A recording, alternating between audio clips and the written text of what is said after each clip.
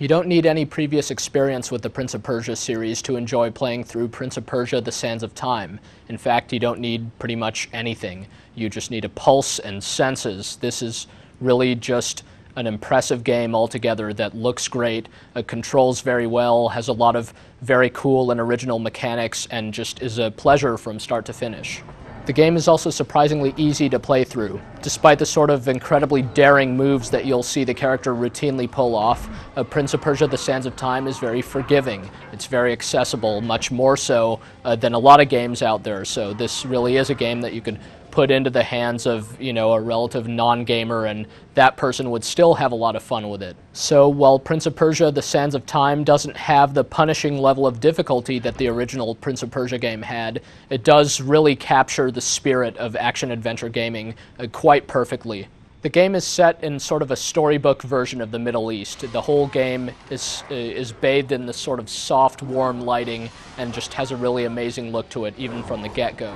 There's this very slick motion blur effect, and when combined with the soft ambient lighting, it makes the game look like part Hong Kong action movie and part storybook to make for a very unique appearance overall.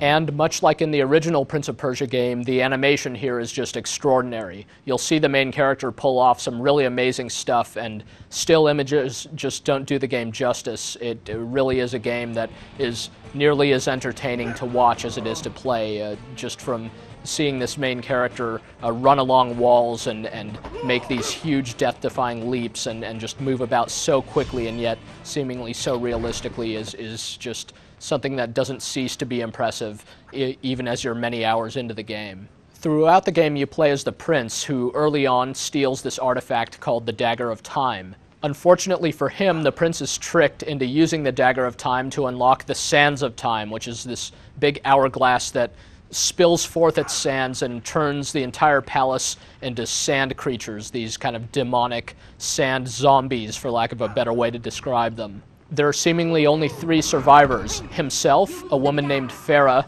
and the evil vizier, who's the one who's manipulating the throne and the prince and trying to become immortal. So the prince is going to set out to right his wrongs and defeat the vizier and hopefully escape along with Farah. You never actually play as Farah, but she figures prominently into the plot and into some of the puzzle-solving sequences. She's even skinnier than the prince is, so she can slip through certain cracks and pull levers, do things like that to help the prince out in certain situations. The two of them will help each other throughout much of the game, and you'll even fight alongside her in many of the game's battles. But really, for the most part, Prince of Persia consists of 3 types of things: exploring and navigating the game's environments, combat, and puzzle solving. The exploration and navigation portion of the game is the most common and the most enjoyable overall. You'll use the prince's various acrobatic skills to avoid traps and to reach places which seem like they shouldn't be reachable by any normal person. You can see the prince kind of tightrope walking, jumping onto ladders, running alongside walls, running up walls, doing all kinds of really incredible looking stunts that make him seem almost like a Middle Eastern version of Spider-Man, if anything. Controlling these impressive abilities is remarkably simple. The controls are practically intuitive, and early on in the game you'll learn these various maneuvers, and then it's just a matter of putting it all together. Avoiding traps and otherwise avoiding certain death is just a matter of simple timing. You push the jump button at the right moment, for instance, while running alongside a wall, and you'll leap off of it and vault onto a ladder nearby or something like that. Gravity does take its toll on the prince after a while, so you can indeed fall to your death, and you probably will often, but even there the prince has a trick up his sleeve. The Dagger of Time most notably allows him to rewind time back to a point before which he died, allowing you to try again and avoid your demise. It's a pretty neat trick that keeps the game from ever getting too frustrating. And even if your dagger does run out of power and you kind of die permanently, you're not set back very far. You just get to try that same sequence again. Actually, the game is told as sort of a retrospective from the prince's perspective. When you die permanently, you'll hear him say something like, "No, that's not how it happened," as though he's telling the story to someone. And this sort of keeps you from getting too discouraged, because you know really that he made it in the end, and you'll keep trying until you get it. In fact, no sequence in the game is particularly hard. The timing is quite simple, and the combat in Prince of Persia is also pretty easy the whole time through. That's for two reasons. One is that the enemies, these sand creatures you'll fight, are quite slow. They'll teleport in close to the prince and will crowd around him, but will attack pretty infrequently. Secondly, the prince himself is just very, very quick and capable of executing some pretty nasty combat moves. Most notably, he can kind of vault over his enemies and slash them in the back on his way down, and he could also execute a really effective kind of off-the-wall dive that tends to knock his enemies flat. Between these two moves, virtually no enemy in the game poses much of a challenge, so combat, actually, before the game is done, becomes a bit repetitive and maybe even a bit tedious, though it still, like the rest of the game, controls remarkably well and is really impressive to look at.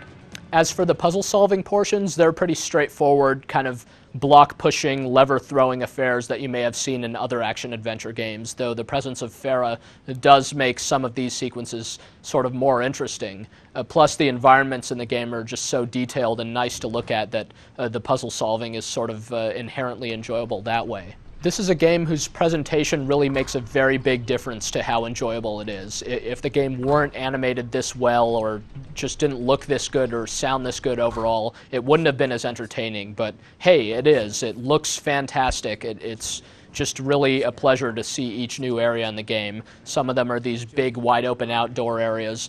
Some of them are indoors and some rather mystical-looking locations. There's a good amount of variety to the environments, and all of the environments just look fantastic. Prince of Persia is about 10 hours long, though it doesn't have much replay value to it. By the time you're through with the game, you'll have mastered the various techniques needed to finish the game, and there won't be much reason to go back and play through the generally linear levels.